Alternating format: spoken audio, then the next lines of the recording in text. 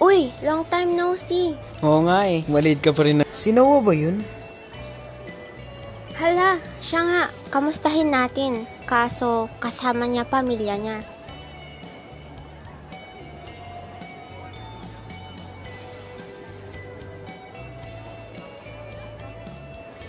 Uy, nandito din pala kayo. Kasama ko asawa ko eh. Pero bumili lang siya.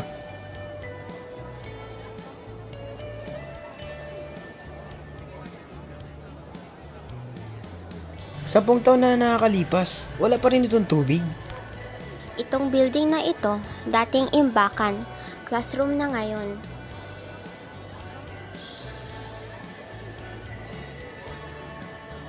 Ikaw Noah, musta sa inyo ng pamilya mo?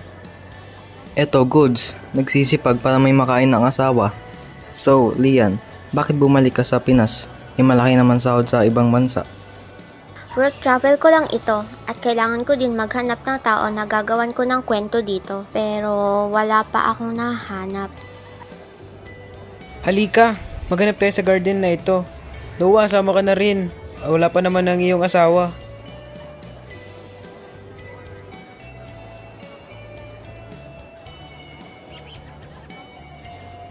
Ito!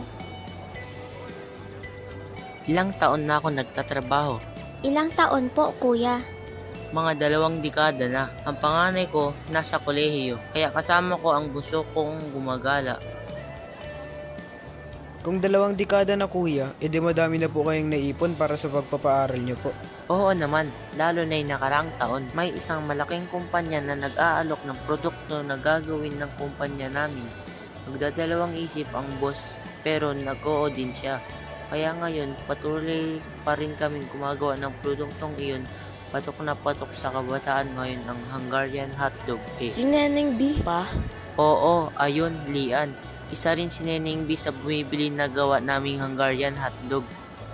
O siya, paalam na. May pupuntahan pa kami ng anak ko eh. Sige po.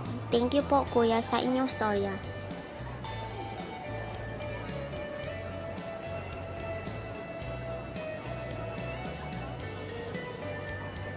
Ang galing ni kuya, no?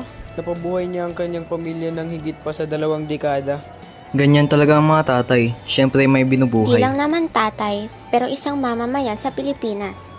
Ngunit, bulok naman ang gobyerno natin. Kaya nga nasa sa atin pa rin ang kapalaran ng bansa natin. Bumoto ng matalino at Bumoto ng matalino